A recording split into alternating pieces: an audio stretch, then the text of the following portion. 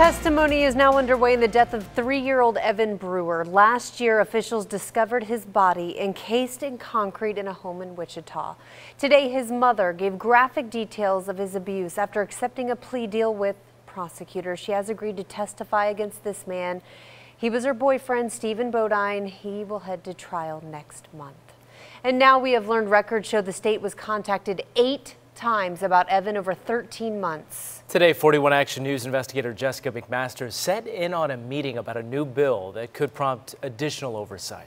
Hi, welcome. Inside a historic building in Topeka, where people meet for coffee and conversation. Exactly. Judy Conway, the grandmother of Adrian Jones, fights to create an important piece of history herself. I think it's so important that we keep the momentum going and do whatever we can. Earlier this year, Kansas state lawmakers introduced a new bill to establish an Office of the Child Advocate, a watchdog group to oversee Kansas Department for Children and Families. We're failing as a state. We're failing these kids, these families. State Representative Jared Owsley introduced the bill. It comes after several high-profile deaths, including Conway's grandson, 7-year-old Adrian Jones. Adrian died after a lifetime of abuse. His 2,000-page case file, obtained by 41 Action News, shows several people, including Adrian himself, reported his abuse to DCF for years. It's outrageous. Child safety expert Diane Keach sat in on the conversation. She reviewed Adrian's case and says DCF didn't follow protocol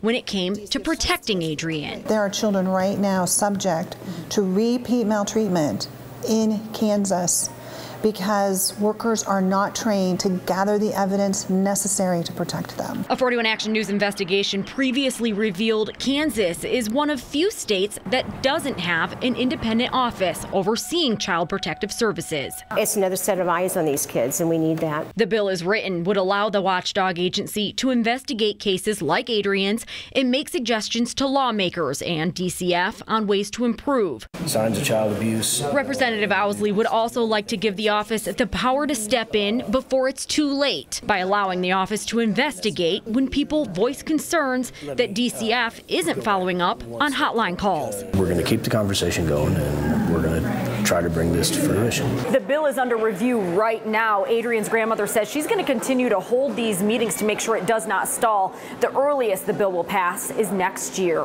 In Topeka, I'm investigator Jessica McMaster, 41 Action News. Gina Meyer-Hummel took over the agency late last year, and since then she said that the agency plans to be more transparent.